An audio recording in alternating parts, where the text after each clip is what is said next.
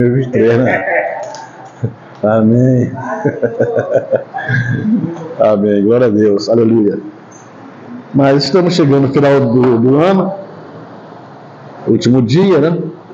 E há uma mística muito grande a respeito disso, uma mística assim meia tola, né, vamos dizer assim, até porque a contagem do calendário para a nossa vida espiritual é outro, né?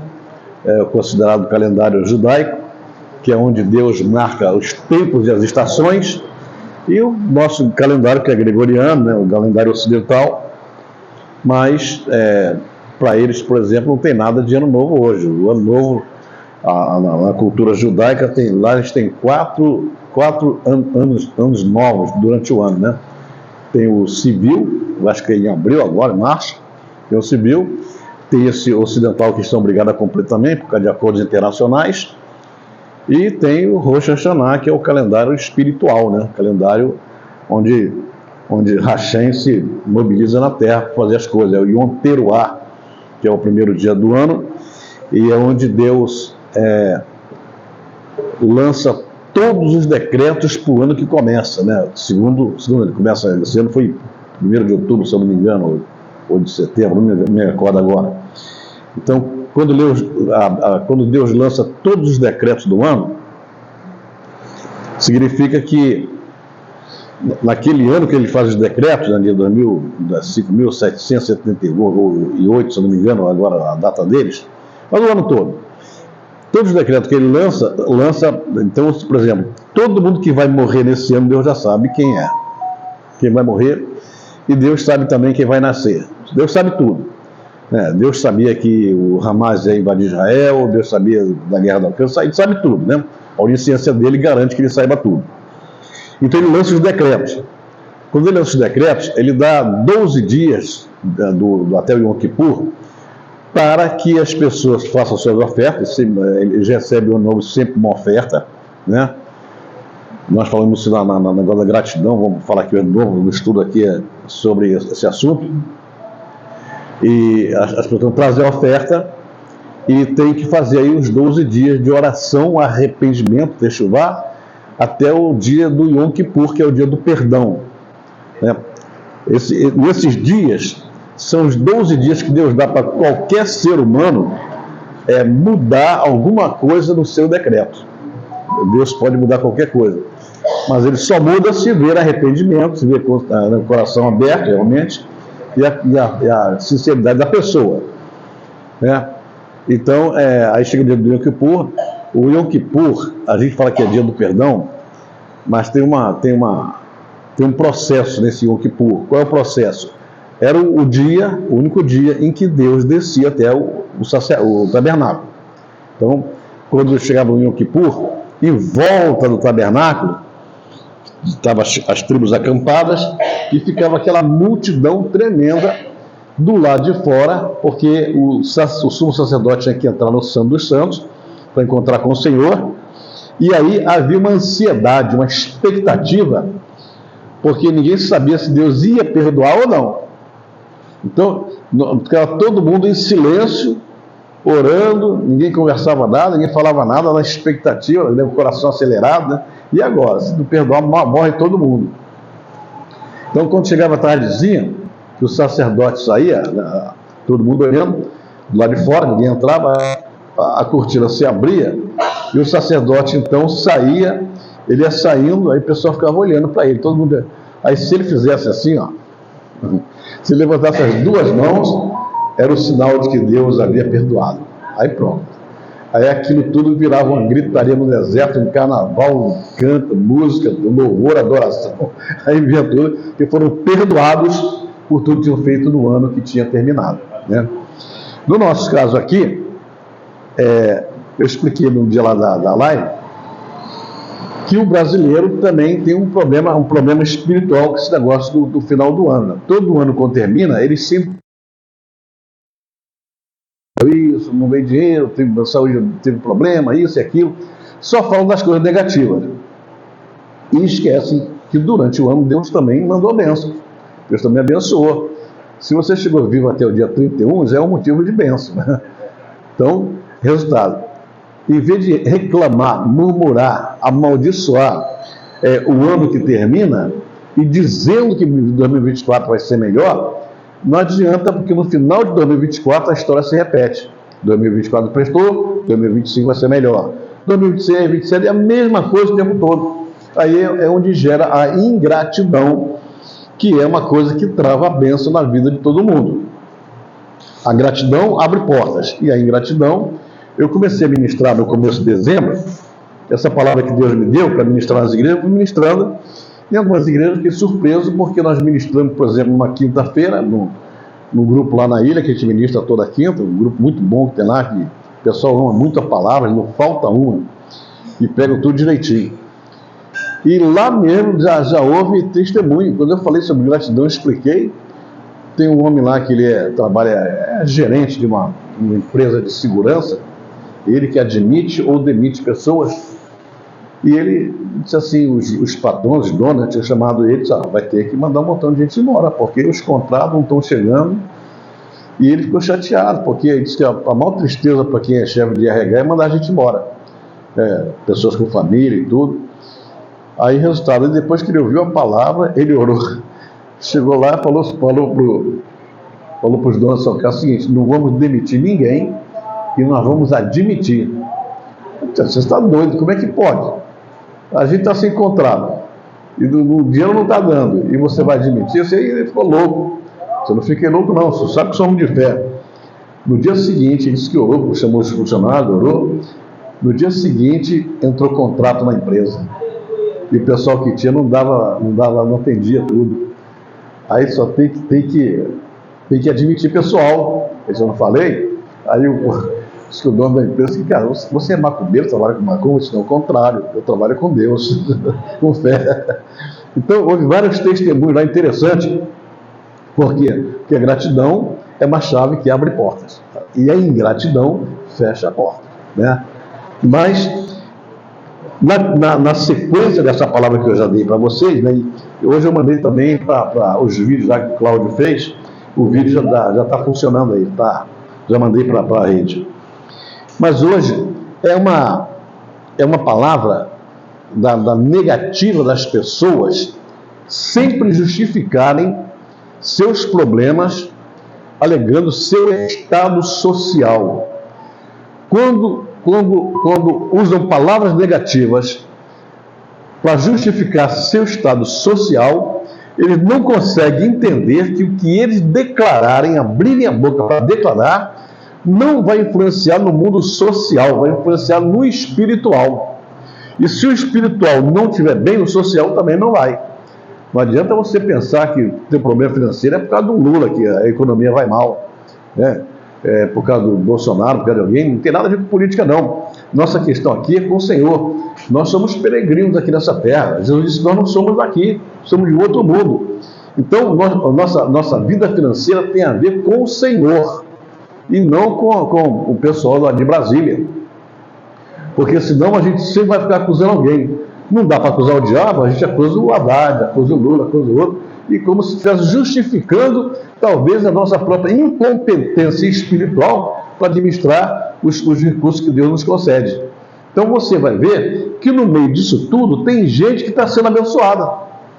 Se tem gente que está sendo abençoada, então tem alguma coisa errada. Ou Deus é o Deus de todo mundo, de todos os filhos dele, ou então está havendo falha aí, a falha não parte dele. Então a gente começa a entender certas coisas que a nossa boca, ela diz e fala e lança decretos no mundo espiritual. Porque o mundo espiritual não vive é de fora. Eu estou ministrando agora, depois eu te ligo, tá? Um abraço. É lá de mão. Então, no mundo físico que a gente vive, no mundo social, o que vale aqui é papel, é documento, boleto, carta, isso e aquilo, né? É justiça, é lei. No mundo espiritual não tem papel, não tem nada. O que vale lá é a palavra, é o contrário daqui. Aqui a palavra deveria valer, mas não vale. Você tem que ter um documento lá para poder certificar que você está falando a verdade. Até quando você fala a verdade, tem que ter um documento provando que você falou a verdade. No mundo espiritual não tem documentação. Lá o negócio é diferente, lá é a palavra que funciona. Tanto é que Jesus Cristo deu um ensino sobre a palavra, dizendo que seja o vosso falar sim é sempre sim, e não é sempre não. O que passar disso é de procedência maligna. Então, se mentir, se errar, se vacilar, tem o diabo metendo já o dedo dele na história. Então, nós sempre cumprimos o que nós falamos. Quando nós não cumprimos, estamos errados, né? Então, lá funciona dessa forma. Se você abrir a boca e falar, você se comprometeu. Como Deus também. Quando Deus fala certas coisas, ele se compromete com a própria palavra dele. Então, por exemplo, no último estudo que eu dei aqui, eu disse que as leis de Deus não estão no céu. Elas estão na terra, porque ele trouxe para a terra, lá no Monte Sinai. Quando você ouvir lá o texto de Êxodo, ele falou para Moisés: eu vou te dar a lei, a Torá e os mandamentos. Esse e os mandamentos aí, é que ele botou toda a lei espiritual aí no meio. Depois os rabinos só tiveram que decodificar para a gente entender. Então, por exemplo, quando Cristo veio, ele disse que não veio destruir a lei. Ele veio para cumprir a lei e ele cumpriu. Então, quando ele começou a falar, ele foi falando certas coisas que, na verdade, estavam nesses tais mandamentos. Então, ele dizia assim: não julgueis para que não sejais julgados. Isso é uma lei espiritual, né? Quando fala de caminhar a segunda milha, é uma lei espiritual. Tudo que ele vai falando, tudo que o homem semear, isso também ceifará, é uma lei espiritual. Então as leis funcionam independente do que Deus vai fazer ou não. O importante é saber que Deus não vai quebrar nenhuma lei por causa de ninguém na terra. Ah, mas eu penso diferente, eu vou convencer o Senhor. Não vai convencer nada. A lei ele botou aí, ela vai funcionar do jeito que ele botou e acabou.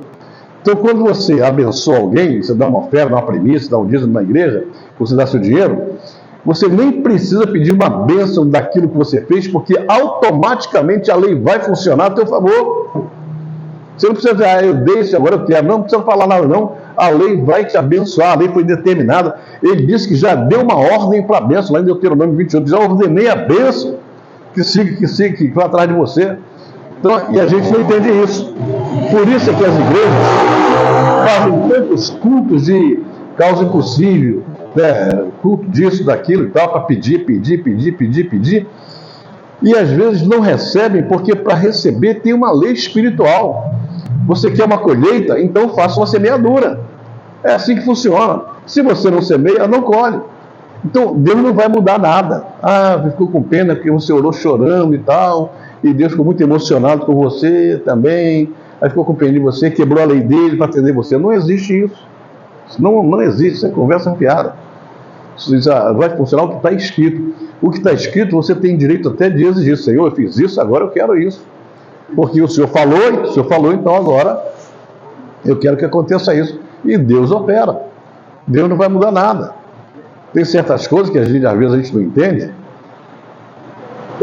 Na Bíblia, certos versículos que a gente pensa que tem uma amplitude, né? Pensa que tem uma amplitude assim para nos isentar da questão do pecado, e não é bem assim. Aí as pessoas: não, mas Deus disse que a Davi era um homem segundo o seu coração. Aí você pensa em quê? Nos pecados de Davi. Davi adulterou, Davi matou criança, Davi matou pessoas idosas que não eram para matar, Davi fez um montão de bobagem. Deus diz que é o segundo o coração. Leia bem, entenda bem. Deus não disse que Davi era um homem segundo o seu coração por causa dessas coisas. Pelo contrário, por causa dessas coisas ele pagou tudo. O que Deus disse para ele é porque Davi foi um homem que foi chamado por Deus, um rei como rei, para guerrear as guerras do Senhor. E Davi lutou cerca de 40 guerras aqui na terra, todas do Senhor. E Davi, ele obedeceu 100% a Deus nas guerras. 100%. Então, se tinha que matar, ele matava. Ele nem pensava no rei, ele matava. E Davi nunca foi ferido em batalha nenhuma. Nunca alguém tirou sangue de Davi, porque ele lutava. Aí, até o dia que, numa guerra, ele cometeu uma falha, que foi a guerra onde encontrou com Betseba. Nessa guerra ele não estava lá. Era obrigado que o rei estivesse na frente de batalha. E engraçado que o rei, às vezes, ia para a guerra e o rei não lutava. O rei subia em cima do monte e ficava de braço cruzado olhando a guerra. E os soldados então se inspiravam no rei, porque a figura dele estava ali, então lutavam. De vez em quando, Davi gostava de brigar e descia e lutava também. Mas nem era obrigado ele a pegar a espada e lutar. Mas ele tinha que estar lá, tinha que estar comandando lá. No dia de Betseba ele não foi na guerra. Aí foi e falhou. Mesmo assim, ele disse, ó, você é um homem segundo o meu coração, porque você me obedeceu nas guerras que eu mandei você lutar. Agora, não mandei você adulterar, não mandei você matar ninguém, não mandei daí não. Ah, porque eu queria construir o templo. Não, você não vai, você tem sangue na sua mão. Você tem mão suja de sangue. O teu filho, tudo bem, mas você não. E no final, Davi morreu. Davi teve uma morte angustiante. Davi já estava deixando Salomão governar, estava deitadinho lá e tal, mas mesmo assim não tentaram alguma coisa contra ele. Joabe, Joabe era general, que além de general era primo dele, tentou arrancar Davi para ficar com o trono, para tirar Salomão. E Adonias também chegou lá para tomar o trono de Salomão. Aí Davi, velho, cansado, já teve que levantar, aí dá ordem a Salomão, orientar Salomão, vai lá, teme a Deus, obedece a Deus, mas agora pega a espada, vai lá e mata esses camaradas, então você vai ter problema. Então, quer dizer, não adiantava de falar nada com Deus, mas Senhor, e agora? Davi, esse é problema seu. Você está salvo, está na bênção, é o homem segundo o meu coração, guarda a sua adoração, mas esse pepino aí você que arranjou, se vira agora. Você vai morrer sofrendo, sabendo disso aí. Mas, então, na verdade, não vamos pensar, irmãos, porque nós pregamos, ministramos, oramos, jejuamos, fazemos muitas coisas boas para Deus, e por causa disso podemos fazer coisa ruim também, que Deus abençoa. Não, se é ruim, vai dar ruim para você, para mim, para qualquer um. Eu fui com o Jorge Coelho ontem lá na sinagoga, lá em São Gonçalo, e estava me contando a história de uma amiga nossa lá em São Paulo, estava numa igreja, saiu da igreja, teve esse problema e ligou para ele, pedindo ajuda a ele. Ele disse assim, mas que tipo de ajuda você quer? Não, porque eu mudei de igreja, saí lá da onde eu estava. Estou numa igreja agora que o pastor disse que esse negócio de que é pecado tirar cocaína, fumar maconha, ter quantos companheiros quiser, não é pecado não, porque Deus perdoa todos os pecados. Mesmo que a gente peque, a gente pede perdão, que está tudo certo. Aí o Jorge Coelho, sabe como é que é Jorge Coelho? É desbocado mesmo, né? Então, primeira coisa que eu quero dizer para você é que esses pastores já estão no inferno, ele nem vai, já está, né? Para torcer a palavra. E segundo, e você, eu não sei o que você está fazendo numa igreja dessa. Você aprendeu tanta coisa boa quando estava com a gente, e você acreditar que cheirar cocaína, fumar maconha não tem problema? Se fosse assim, não existiria igreja, estava todo mundo em pecado e pedindo perdão toda hora. Não, você tem uma responsabilidade sim, sai daí. Então, quer dizer, ainda tem gente doida inventando essas histórias. Pelo amor de Deus. Então, quando eu falo isso, há um versículo aqui que fala uma coisa, e nós, às vezes, no nosso nervosismo, na nossa ansiedade, na nossa estafa, né, espiritual, o esgotamento espiritual, a gente é capaz de abrir a boca e falar qualquer bobagem. E a bobagem que a gente fala pode não ter efeito na terra, mas tem efeito no mundo espiritual.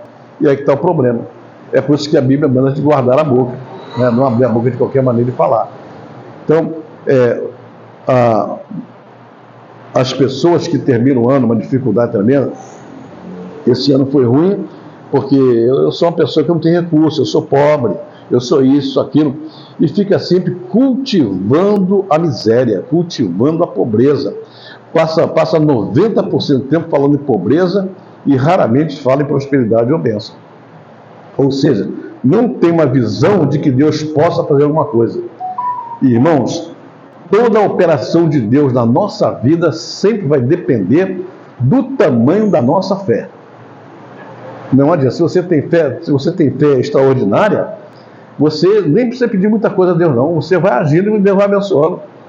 A mulher do fluxo de sangue não pediu nada a Cristo não, ela tomou uma decisão, se eu tocar nele eu vou ser curada. Foi lá, tocou, foi curada. A fé dela, e ele próprio confessou isso, mulher, a tua fé te salvou, foi a tua fé que te curou. Então quando se tem fé, a pessoa avança e vai, né? Vai fundo mesmo. Josué um dia falou uma bobagem lá e Deus teve que aceitar a bobagem dele por causa da fé dele, né? Quando ele manda o sistema solar parar, né? Para enfrentar os inimigos, ele não sabia a bobagem que ele estava fazendo. Ele mandou sol, para, lua, para. o Sol já está parado, né? Mas como ele não sabia, não era astrônomo, então quando ele fez isso, Deus foi obrigado a interromper todo o sistema.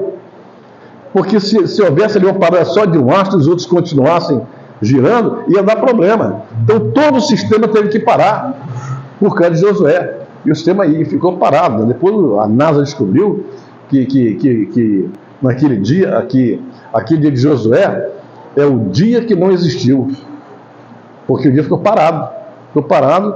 Aí depois os cientistas viram lá nos computadores que aquele dia estava dando 23 horas e 20 minutos. Então está faltando 40 minutos. Tá até alguma coisa errada aí. Então, aí começaram a continuar investigando. Aí chegaram no relógio de Acais, que foi aquele profeta que disse assim, que Deus mandou botar a estaca assim, daqui o sol não vai passar, né? E a Terra parou ali por 15, a Terra recuou 15 graus, que dava exatamente 40 minutos, completando as 23 horas e 20 minutos de Josué. Então é 24. Isso porque a NASA fez um cálculo para o futuro, e no cálculo do futuro faltava um dia. Está errado, o computador não pode estar errado, tem alguma coisa errada. E eu me lembro muito bem que nessa época o diretor da NASA era um alemão, foi levado da Alemanha para lá na guerra e acabou sendo diretor da NASA.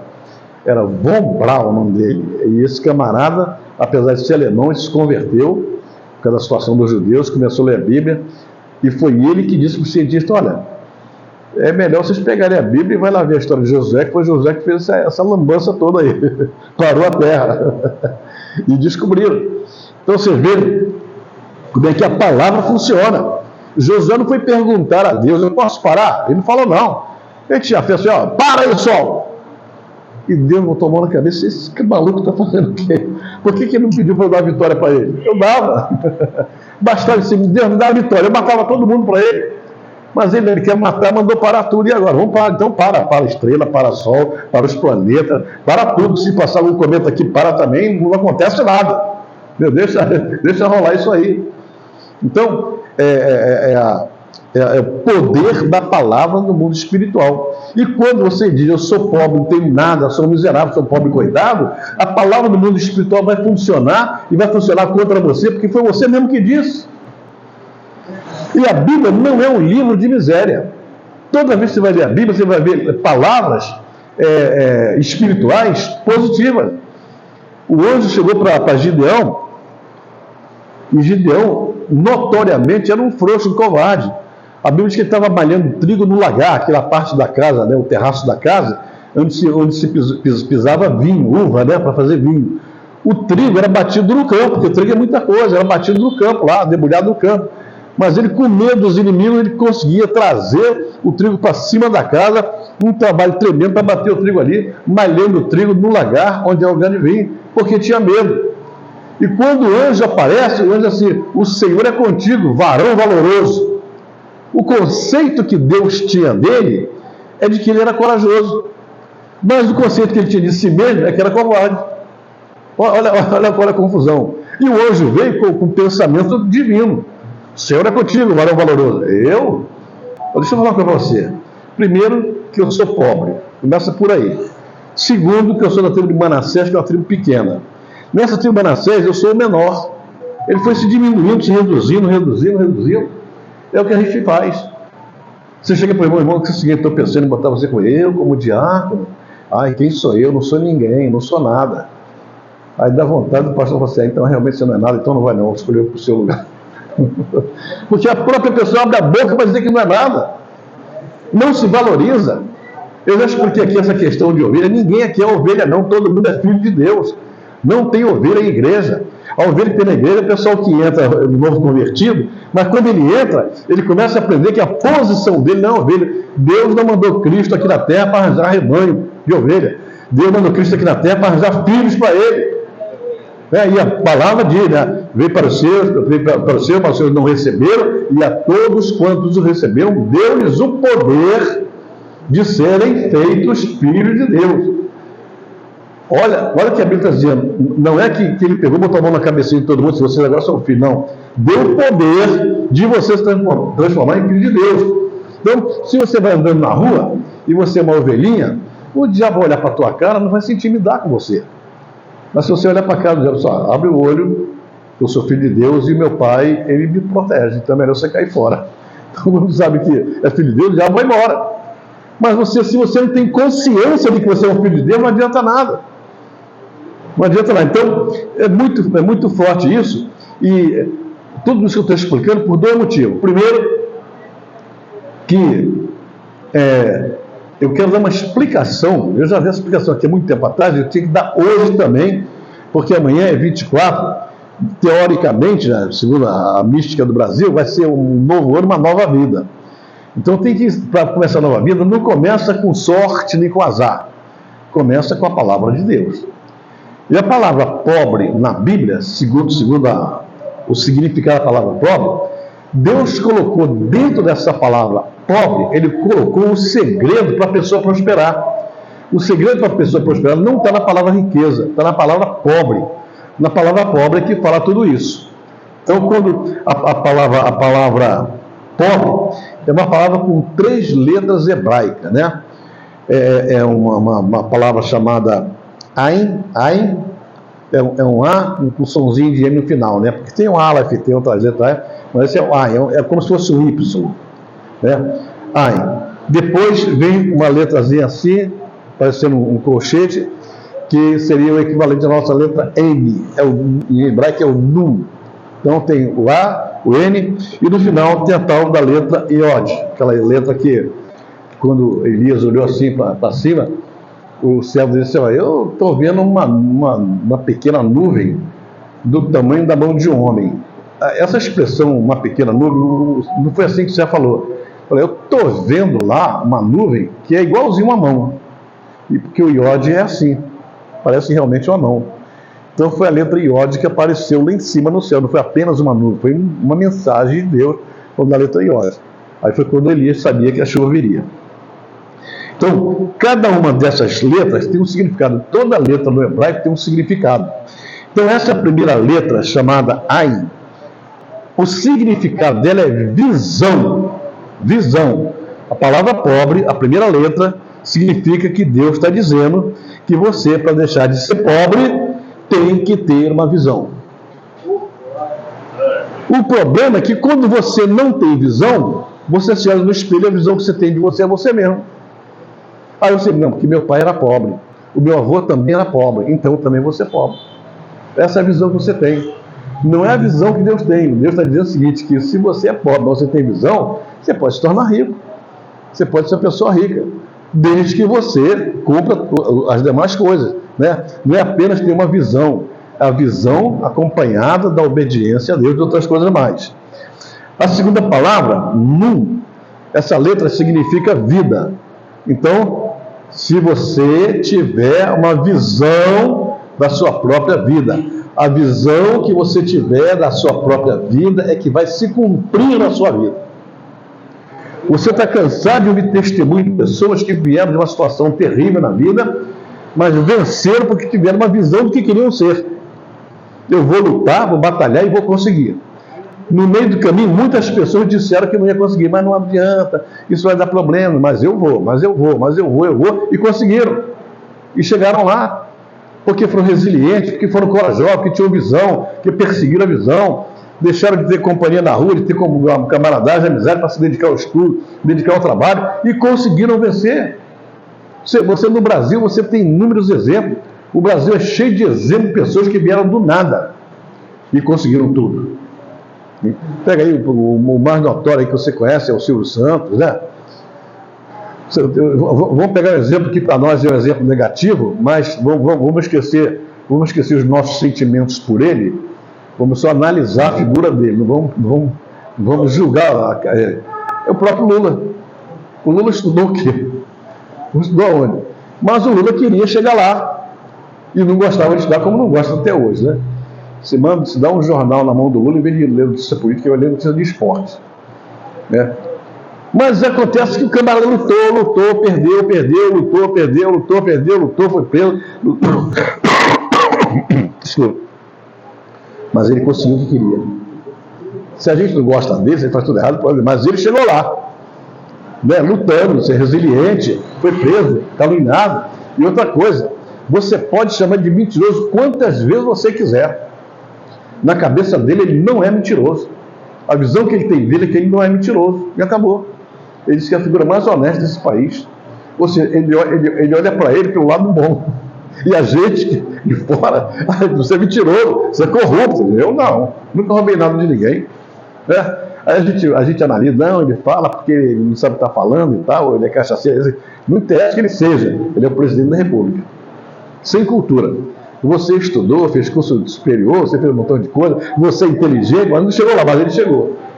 Então, vamos esquecer a figura, o aspecto da vida dele, mas ele chegou. E como ele, outras pessoas tantas chegaram, né? Pode pegar a figura do Bolsonaro também, como capitão do exército e tal, saiu do exército e tal, se dedicou à política, lutou, foi humilhado, foi debochado, é do baixo clero, não vale nada, não vai conseguir nada, foi presidente. Então tem pessoas que têm uma visão de assim, eu vou perseguir a visão e vou chegar lá. E quantas pessoas fizeram isso? Quando nós tivemos uma aula impressionante, e falaram antes sobre a família Rothschild, aquela família inglesa, família judaica, né? Que vive, que tem negócio na Inglaterra. E o pai, o descendente dele lá, o avô dele lá, não vivia na Inglaterra, vivia na Áustria, na Alemanha, por ali. E os 5 filhos, né, quando cresceram, o pai disse assim, olha, o caso é o seguinte, eu vou dar dinheiro para vocês, porque ele emprestava dinheiro a juros, né? Tinha uma financeira, precisava de dinheiro a juros para todo mundo. Ele disse assim, olha, o mundo está se aproximando de uma guerra. Isso ainda foi na Primeira Guerra. Está se aproximando de uma guerra, e os países, quando estão em guerra, eles quebram. E quando eles quebram, vão precisar de dinheiro. Então pegou um filho e disse assim, eu vou dar dinheiro, você viaja para a Espanha e você vai abrir um banco lá. Vou te dar dinheiro para você abrir um banco. Falou, você vai viajar para a Inglaterra, vai abrir um banco em Londres. Você vai abrir um banco em Paris. Ele abriu 5 países abrindo banco. Agora tem um detalhe, vocês têm que me prometer que vocês vão cumprir a minha palavra. Eu quero que vocês nunca esqueçam do seu povo e da sua terra. Nós somos judeus. Aconteça o que acontecer, nunca podemos esquecer que somos judeus e que temos uma terra. Tem que investir lá. E até hoje, a família Rothschild é que mais investe em Israel. Quando começaram as guerras, resultado, montaram o maior banco do mundo. Até hoje, o maior banco do mundo pertence à família. E exatamente, um ajudando um irmão, ajudando o outro, e sempre investindo. Quando, eu não sei se foi a Inglaterra, se foi um país aí que queria tomar Jerusalém, quando eles perceberam, eles começaram a comprar terrenos em Jerusalém, em volta de Jerusalém, em todo Israel, compraram. E sabe, foi isso que fez Jerusalém ser preservada para 1948, quando chegar lá, que vamos botar Israel de novo lá dentro da terra deles. Quando chegaram lá, tinha um montão de propriedades que não pertenciam ao estrangeiro, pertenciam aos judeus. Aí chegaram nessa terra. Olha como é que esse homem teve uma visão clara da vida e fez os filhos crescerem. Então, a visão da vida vai fazer ter uma vida boa ou uma vida ruim. Depende da visão que você tem. Eu não gosto, por exemplo, depois que o Bolsonaro perdeu a eleição, eu saí um pouco fora desse debate político, não me interessa muito, porque as bobagens começaram a aparecer. Eu sou um monte de bobagem, minha revolta falou que os profetas, todo mundo que profetizou a vitória do Bolsonaro, os profetas sumiram todos, não ficou um para contar a história, não ficou nenhum para pedir perdão, todo mundo sumiu, não se desculparam, todo mundo saiu fora. Eu profetizei, mas ele não obedeceu a Deus, eu boto a culpa nele. Então, na verdade, eu saí um pouco fora disso, né, porque eu não queria me envolver muito disso. Mas eu continuo vendo pessoas iludidas, pessoas falando bobagem, e eu fico irritado porque as pessoas falam coisa, o Lula vai fechar o Congresso. Que Lula vai fechar o Congresso? Não é assim não. O Lula fechar o Congresso tem que ter uma guerra no país. O Lula tem autoridade para isso. Não, mas ele disse que vai fazer. O Lula agora vai dizer o quê? O Lula vai caçar todos os deputados do PL, que é do Bolsonaro. Mas o Lula não pode fazer isso. Não, mas vai fazer. Ele falou que vai fazer, mas ele falou, então, devia ter tomado umas cachaças aí, falou. Não vai fazer. Aí as pessoas ficam iludidas pensando nisso. Aí vem outros irmãos, o que mais me irrita é falar que essa guerra de Israel é a volta de Cristo. Se for por causa dessa guerra, Cristo não vai voltar nunca. Cristo vai voltar por causa de uma guerrinha dessa, uma guerrinha que o judeu consegue dar conta. Os judeus falaram essa semana que a guerra vai acabar em fevereiro. Eles mesmos decretaram o final da guerra. Em fevereiro a gente termina. Eles sabem o que estão fazendo. Eles já encurralaram o Hamas.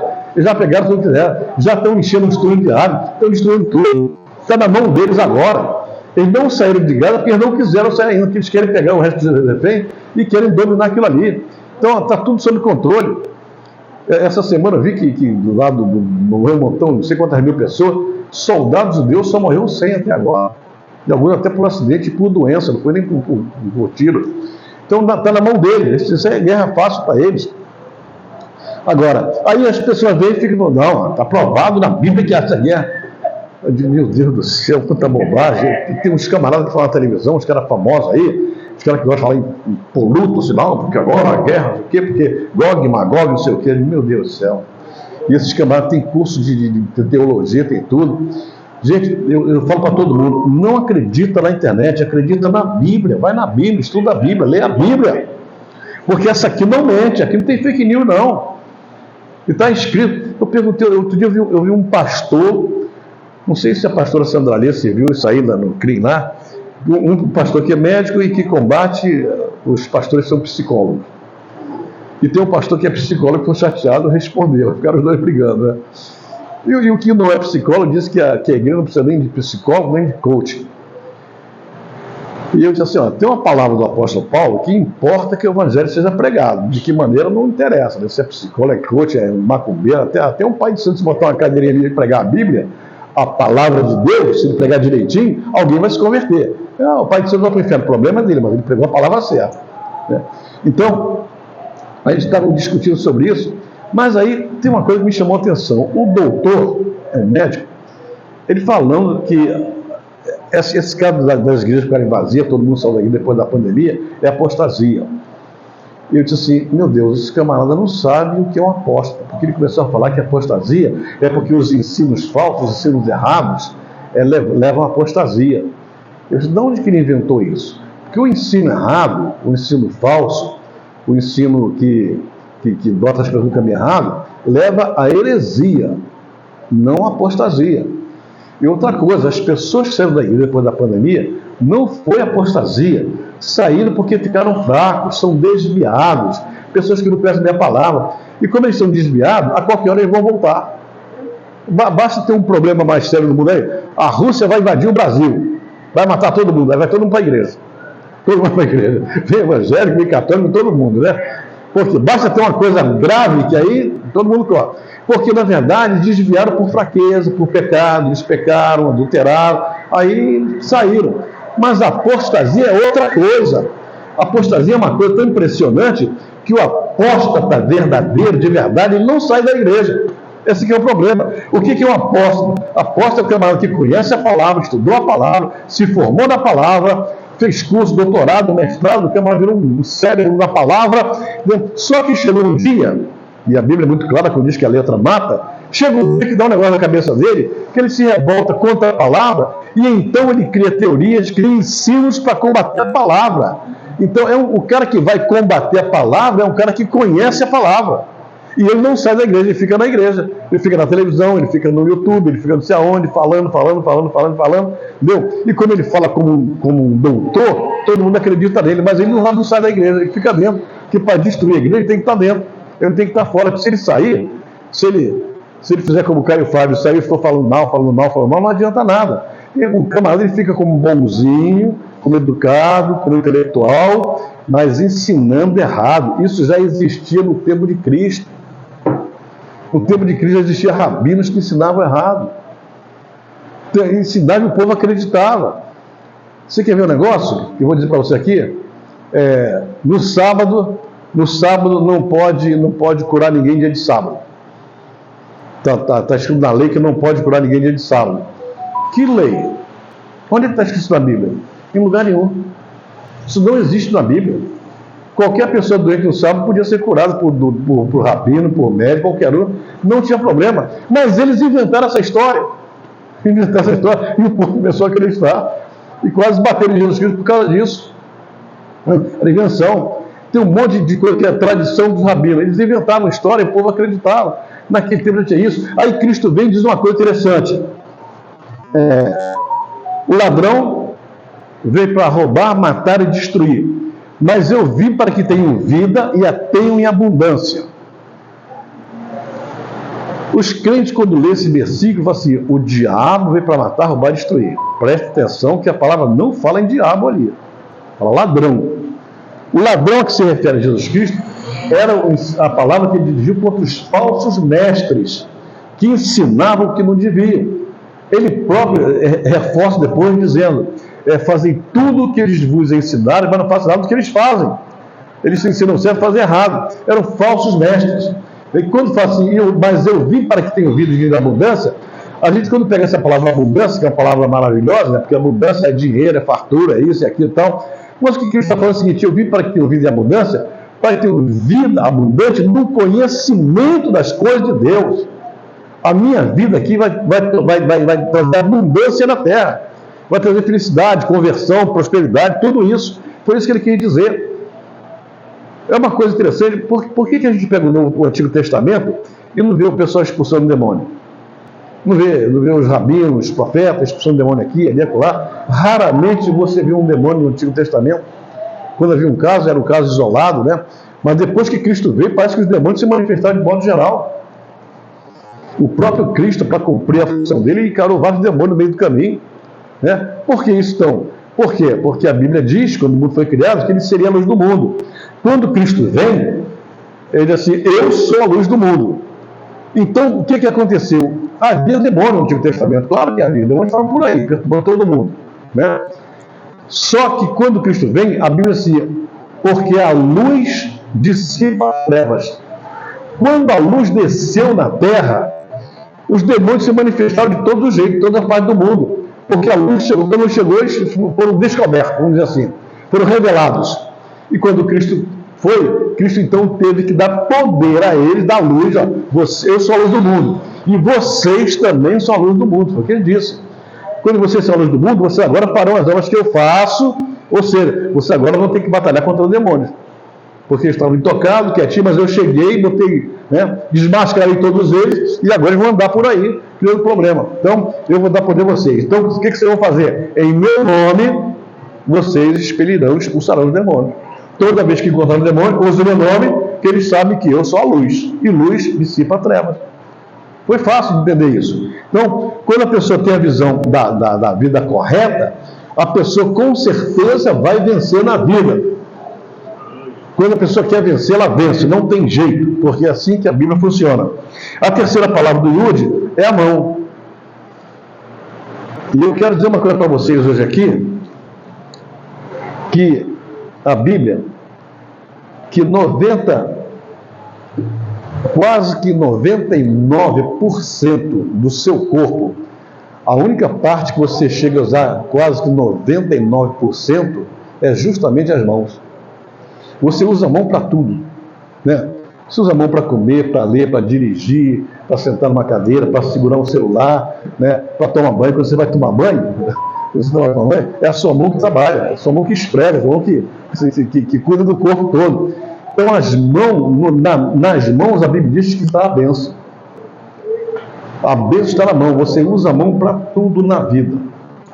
Se você é um médico, você usa as mãos. Se você é um motorista de ônibus, você usa as mãos. E, curiosamente, se você é um bandido, traficante de droga, também usa as mãos. Para o bem ou para o mal. Mas é sempre as mãos que você vai usar. Então, por causa disso, Deus deu poder ao homem justamente nas mãos. Aí a última palavra da palavra pobre é a mão, a letra Yod, ou Yod, que quer dizer o seguinte: ação, energia, poder. Tudo que você tem está nas mãos. Diz assim: porão as mãos sobre os enfermos. Por que eles diziam? Bota o braço sobre o enfermo, bota a cabeça no enfermo, bota o pé sobre o enfermo. É a mão, sempre a mão. No Salmo 24, está escrito aqui Eu estou no 22, cadê o 24? Está escondidinho aqui.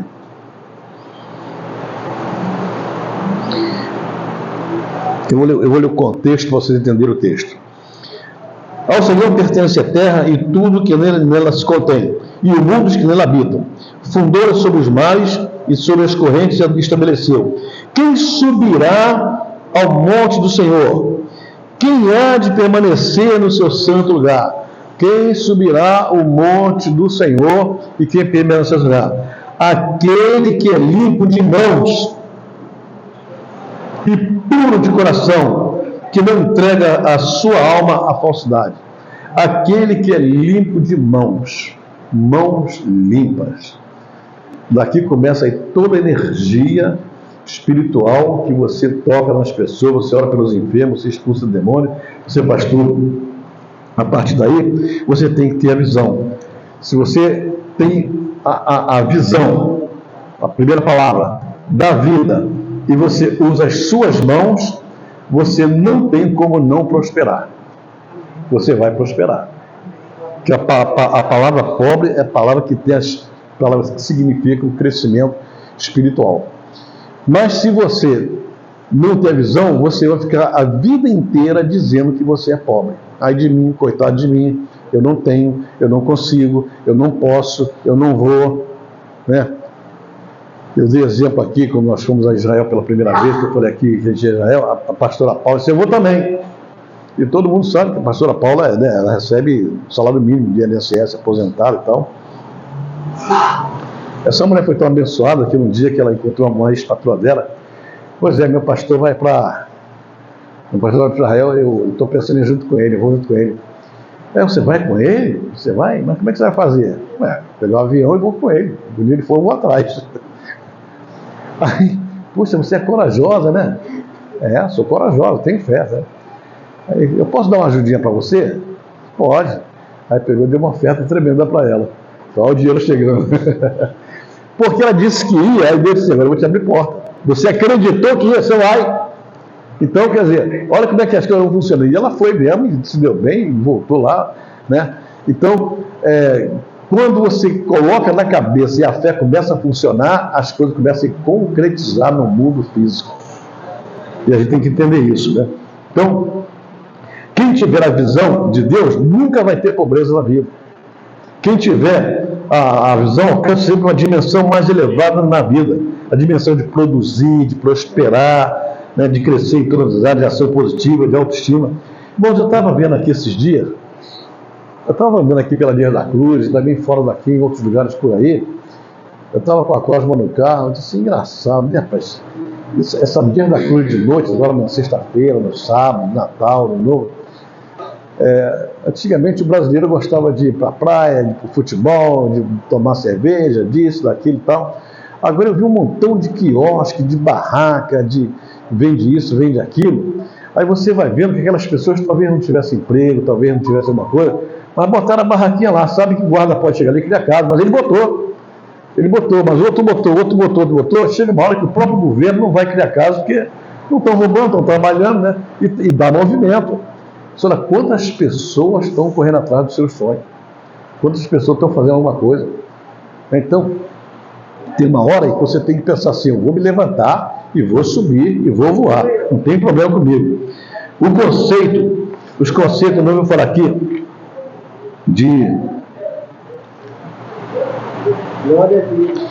os conceitos de pobre de espírito que a Bíblia fala, é o conceito de o que é um pobre de espírito. Isso é uma outra confusão que acontece.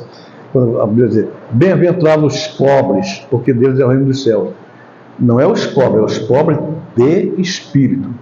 Pobre de espírito é quando você reconhece que você depende de Deus.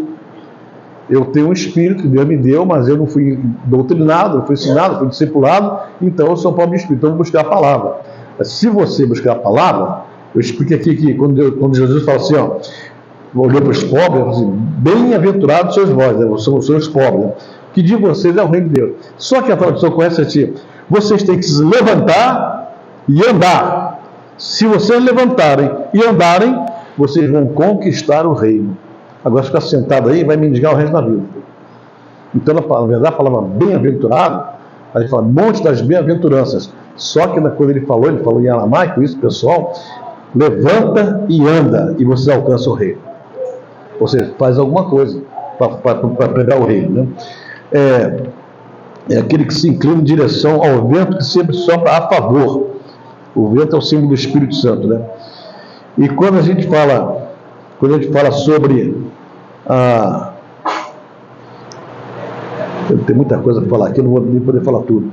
Quando você fala sobre as palavras que você abre a boca para falar, a palavra sai da sua boca, ela dá uma voltinha aqui por perto do seu ouvido e entra de novo no seu ouvido. Toda palavra que entra no nosso ouvido, ela é processada pelo cérebro. O cérebro, ele usa o olho para enxergar. Então, se você fechar o olho e falar alguma coisa, eu sou pobre, o cérebro vai processar que você é pobre. Então o teu cérebro vai trabalhar o máximo possível para não deixar você ganhar nada. Porque para o cérebro você quer ser pobre. Você quer ser pobre, então o cérebro vai trabalhar para isso. Se alguém um dia chegar para você e dizer, olha, tem um negócio aí, você montar uma sociedade com você, a gente vai montar uma concessionária de carro, vamos ganhar dinheiro e tal. Aí o cérebro assim, não entra nessa não, você vai perder. O cérebro vai começar a trabalhar contra você pela palavra que você mandou para o do cérebro. Então começa a acontecer. Todas as palavras da Bíblia sempre são positivas. Por que Paulo falou assim? Porque nós andamos de vitória em vitória. Nós andamos de triunfo em triunfo. Paulo, quando falou essa frase, Paulo estava na cadeia, estava preso lá em Roma. Os soldados romanos, eles iam para as batalhas, longe de casa, outro país, lutavam, morriam, ficavam feridos e tal. Quando eles voltavam para a sua terra, eles paravam mais ou menos uns 10 quilômetros antes da entrada em Roma, e paravam, ficavam um dia ali, fazendo o quê? Descansando os cavalos, limpando as armas, limpando o fardamento, se restaurando, curando as feridas, botando roupa limpa. Aí quando eles entravam em Roma, montado o cavalo, eles chegavam de tal maneira, tão bonitinho, tão engomadinho, tão certinho, os cavalos tudo limpinho e tal, que a impressão que eles passavam para o povo é que ganharam a guerra. Eles podiam até ter perdido, mas quando chegavam de Roma, se apresentavam, ganhamos, peito estufado, e Paulo sabia disso. Só esse pessoal, eu não sei se eles ganharam, mas nós andamos de vitória em vitória. A gente não nasceu para perder. E Paulo estava na cadeia quando falou isso. Como é que o cara na cadeia diz que anda de vitória em vitória? A mulher, quando seu filho morreu lá com o profeta Eliseu, que foi subir na montanha, Eliseu olhou de longe, mandou Geazi e pergunta ela se vai tudo bem. A mulher com o filho morto, em cima do jumento, levando para apresentar ele, e ela se diz a teu Senhor que vai tudo muito bem. Olha a palavra que sai. Aí o profeta, essa mulher tem fé, vamos lá, que eu vou ressuscitar o filho dela. Então, toda palavra que você diz sobre você não é narcisismo, não é coisa psicológica, é espiritual. É espiritual. Que você tem que dizer porque você sabe que você é filho de Deus, e filho de Deus é valorizado na terra. E se você não se valorizar, ninguém vai valorizar. Palavra que você sempre diz sobre você, sua vida, sua família, seu trabalho, seu ministério, tudo que cerca você.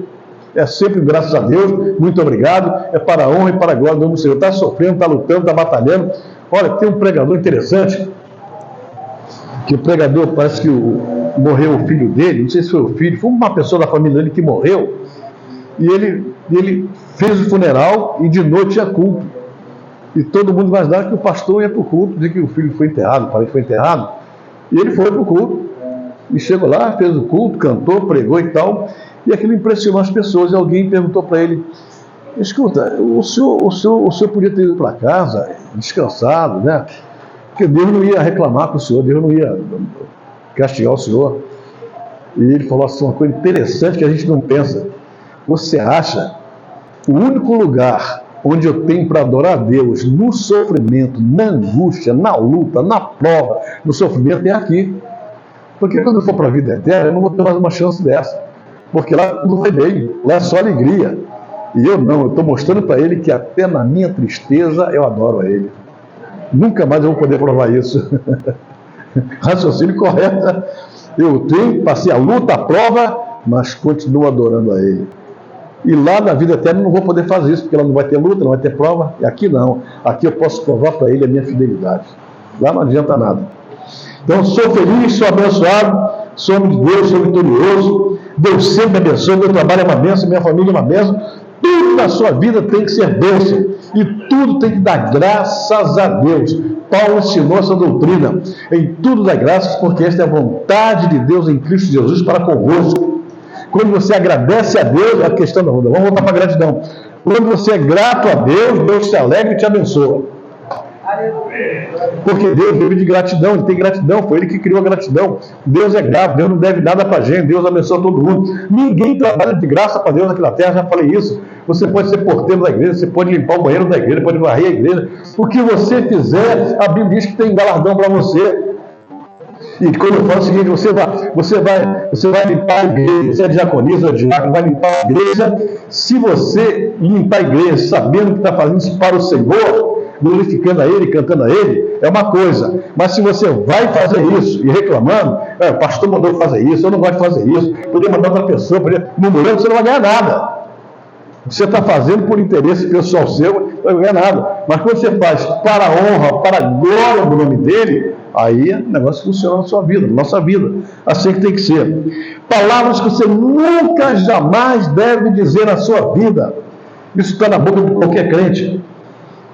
Eu sou muito batalhador. Eu sou batalhador. Nunca fale mais essa besteira, porque toda pessoa que batalha nunca vai sair da batalha. Vai batalhar a vida toda. Sou batalhador. Vai ter 40 anos, 60 anos, 80 anos, 100 anos, está batalhando. Mas porque você que disse que gosta de batalhar. A gente gosta de ganhar, não de batalhar, né? Nós temos 2 pastores que eles têm uma ansiedade tremenda para visitar outros países, me pediram carta para outros países, eu tentei dar carta. Foi a única pessoa que eu dei carta e foi recusada, foi esses 2 pastores. Nunca recusaram uma carta minha no consulado. Porque eles estão trabalhando na divisa do Brasil com o Uruguai. E eles têm a mania de postar, de falar, de dizer, de pregar, de se entusiasmar, de falar que eles estão na fronteira. Nós estamos na fronteira. Deus resolveu para a fronteira. Não, a fronteira é com a gente. Nós estamos na fronteira. Como se estivesse longe, né? Aí um dia eu falei assim, meu Deus do céu, eu tenho que explicar para eles o que significa a palavra fronteira. A palavra fronteira significa limite. A fronteira de um país é o limite do país. Fronteira quer dizer que você só vai até ali. Então eles não se consideraram assim, pastores das nações. Pastor da fronteira. Então não sai da fronteira. Já vai para 12 anos lá. São competentes e tudo, pregam bem, mas não sai dali. Negócio completo, por quê? Porque eles gostam de falar de fronteira, então vocês gostam de ficar no limite, então fica. Não sai daí. Não vai para lugar nenhum. Aí vai no Uruguai, que é do lado, atravessa, vem. Está na fronteira, está no limite do Uruguai e no limite do Brasil. Porque com a própria boca eles falaram isso. Então você não devia ser batalhador, você devia ser um vencedor. Eu corro atrás, estou sempre correndo atrás. Pois é, esse aqui é o problema. Era a bênção que devia correr atrás da gente. Estou correndo atrás, estou com dificuldade aí, estou correndo atrás. Vai correr muito. Porque quando não está na bênção, a bênção é muito mais veloz do que a gente. Ela é muito mais veloz para fugir da gente, como ela também é veloz para alcançar a gente. Então, quando você diz assim, estou correndo atrás, você está mal na história. Devia ser o contrário. Eu estou correndo porque a bênção está correndo atrás de mim. Deveria ser assim. Mata o leão por dia. Davi, toda a sua vida, só matou leão uma vez só na vida. Mas você quer matar um por dia.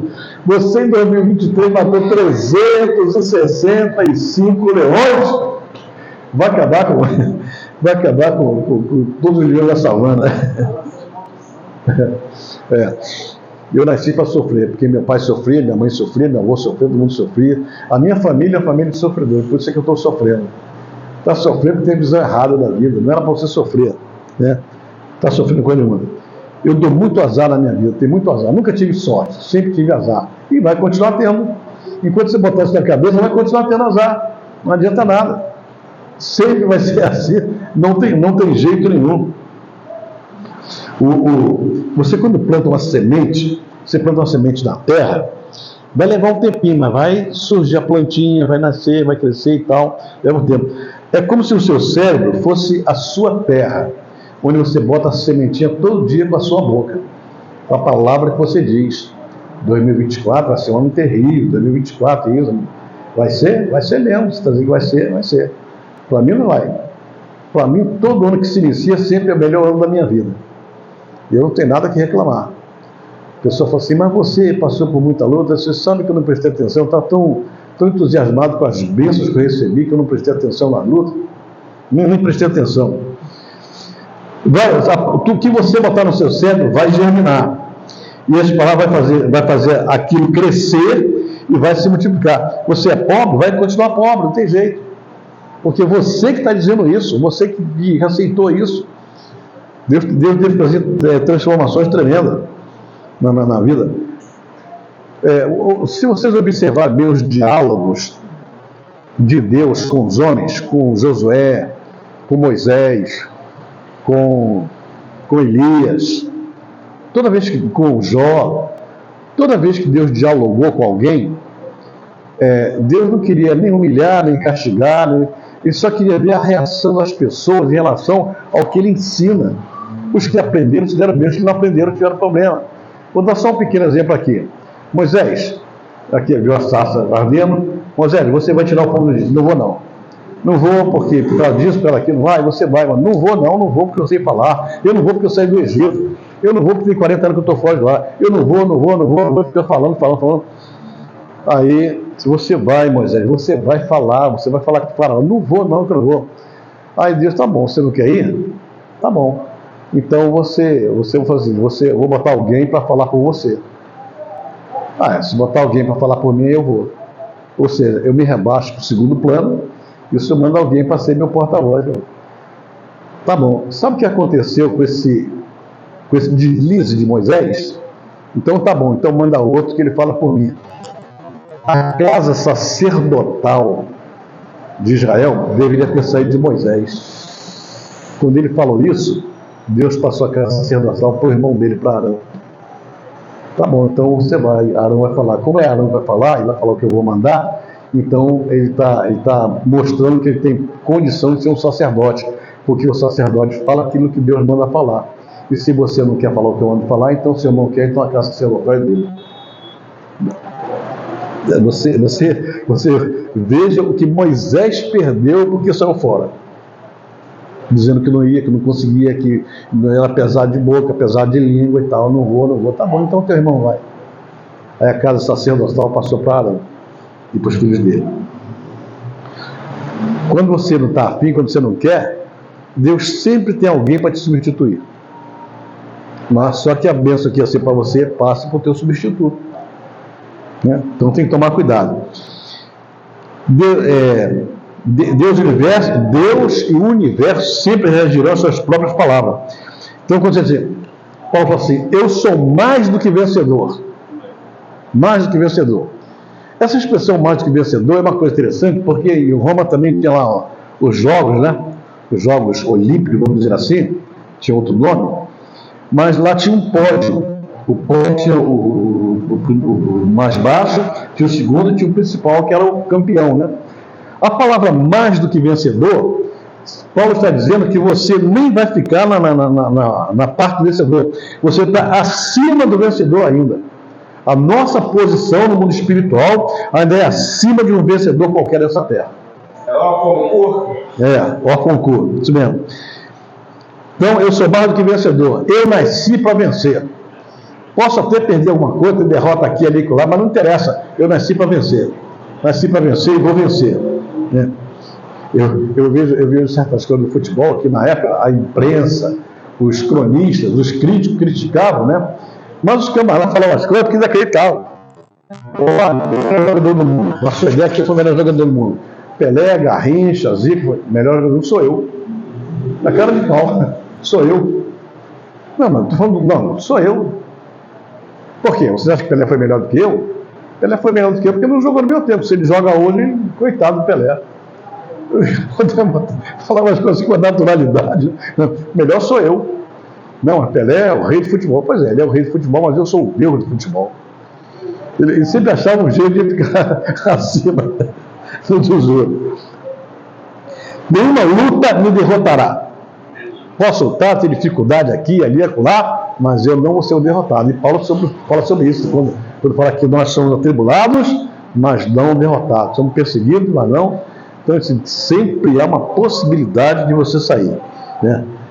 E ele termina dizendo: nós caminhamos de vitória em vitória. Agora, só rapidamente, eu queria mostrar para você aqui uma coisa que eu falei das mãos, que você usa as mãos para tudo. Você vai orar, levanta a mão. Levanta a mão. Moisés teve uma luta lá contra os amalequitas, lá no deserto. E nessa luta, os amalequitas são os piores inimigos que Israel teve e tem. Que os amalequitas eram lá do tempo do deserto, só que o espírito de Amaleque continua aí. Esse Hamas, por exemplo, eles são os amalequitas atuais, tem o mesmo espírito dos amalequitas. Esse negócio de estuprar a mulher, de matar criança, de sorrir, de filmar, de zombar, de debochar, era o tipo de luta dos amalequitas lá no tempo de Moisés.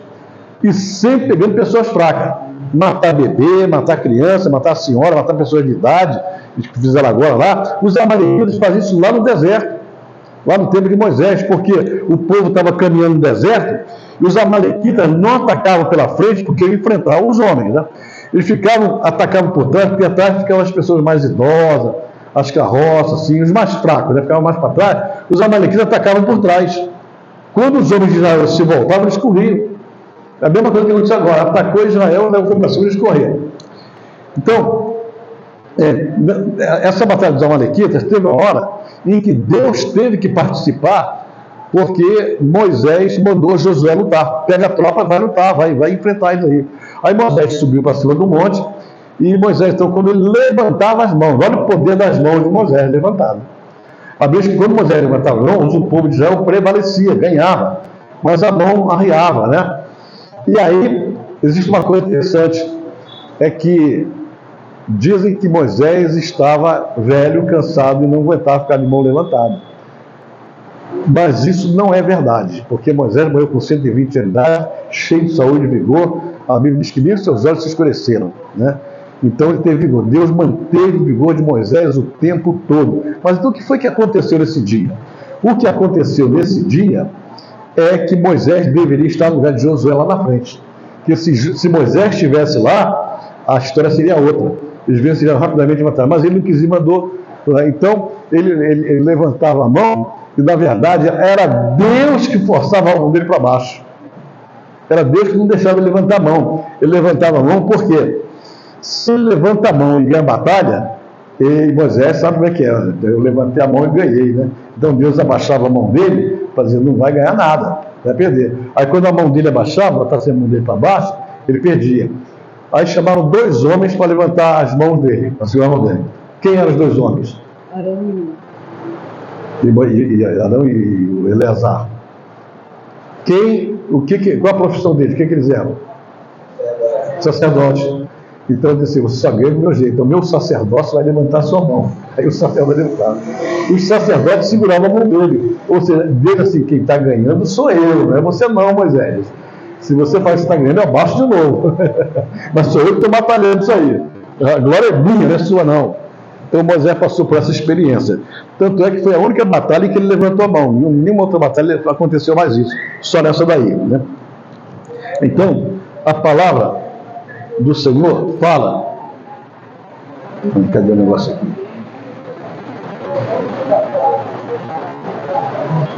Você vai trabalhar com tecnologia, não é comigo não, sabe? Meu negócio é papel. Eu sou da antiga.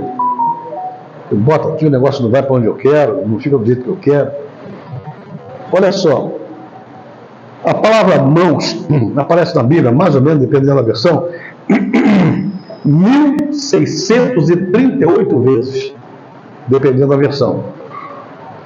Na maioria são bênçãos. Tem maldição também, tem bênçãos também. A maioria é bênção. Só alguns exemplos. Então Israel estendeu a mão direita e pôs sobre a cabeça de Efraim. Israel é Jacó. Botou sobre a mão de Efraim, que era o mais novo, e a mão esquerda sobre a cabeça de Manassés, cruzando as mãos, embora Manassés fosse o primogênito. Ele fez um cruzamento de mão e abençoou. Novamente, as bênçãos saíam da imposição de mãos. Por que os pais, quando o filho assim, Benção meu pai, vai sair para a escola, por que os pais não se aproximam do filho e botam a mão na cabeça dele? O simples fato de botar a mão na cabeça já demonstra que o poder da bênção vai funcionar. Mas quando o pai fala assim de longe, Deus te abençoe. Deus te abençoe. Recebeu, pai. Recebeu, né? Sempre que Moisés levantava as mãos, Deus obedecia. A batalha dos Amalequitas, que eu acabei de falar. Arão ergueu as mãos para o povo e o abençoou. E desceu, depois de ter oferecido a oferta pelo pecado, a oferta queimada, a oferta da comunhão. Arão, quando intercedeu pelo povo, levantou as mãos ao céu. Lucas, o Senhor disse a Moisés: fala a Arão e a seus filhos. Assim abençoou os filhos de Israel, dizendo: o Senhor te abençoe e te guarde. O Senhor faz responder a bênção apostólica, né? Impondo as mãos Paulo impôs as mãos sobre os novos prometidos e veio o Espírito Santo e foram batizados. Falavam uma língua estranha. Novamente a mão funcionando. Então virá o levita, pois não paga a herança que tem contigo, o estrangeiro e o órfão e a viúva que estão dentro das tuas portas, e comerão e fartar-se-ão para que o Senhor teu Deus te abençoe em todas a obra que as tuas mãos fizerem. Tudo que a tua mão fizer será abençoado. O Senhor te abrirá o seu bom tesouro, o céu, para dar chuva à tua terra no seu tempo e para abençoar toda a obra das tuas mãos. Olha só o restante. E tu prestarás a muitas nações, porém tu não tomarás emprestado. O que tem a ver a parte financeira com as mãos? Porque é com as mãos que você pega dinheiro, é com as mãos que você pega ouro, é com as mãos que você pega tudo. Quando em teu campo colheres a tua colheita e esqueceres o molho do campo, não tornarás a tomá-lo para o estrangeiro, para o órfão, para a viúva será, para que o Senhor teu Deus te abençoe em toda a obra da tua mão.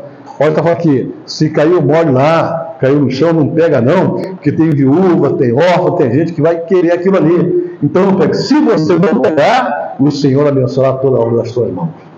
Olha a relação sempre que tem nas nossas mãos com alguma coisa que Deus mandou fazer.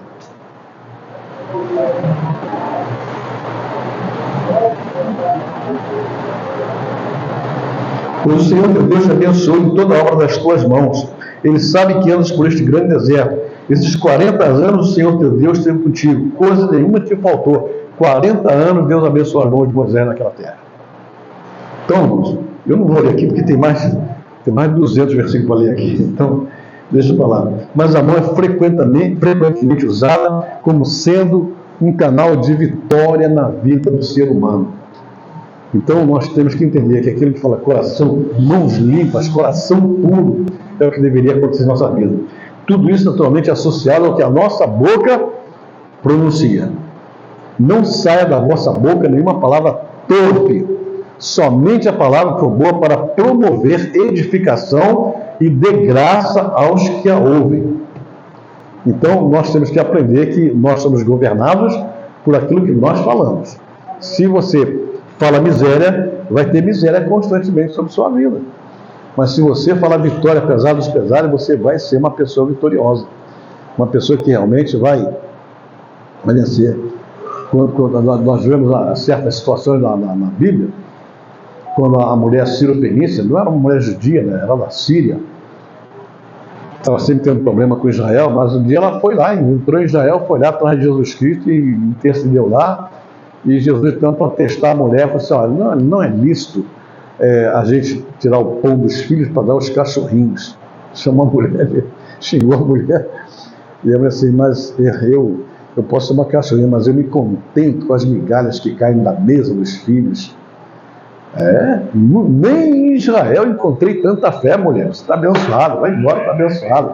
Deu uma palavra de fé que levantou o que ela falou. O milagre aconteceu pelo que ela falou. Pela postura dela, foi que Cristo abençoou a vida dela.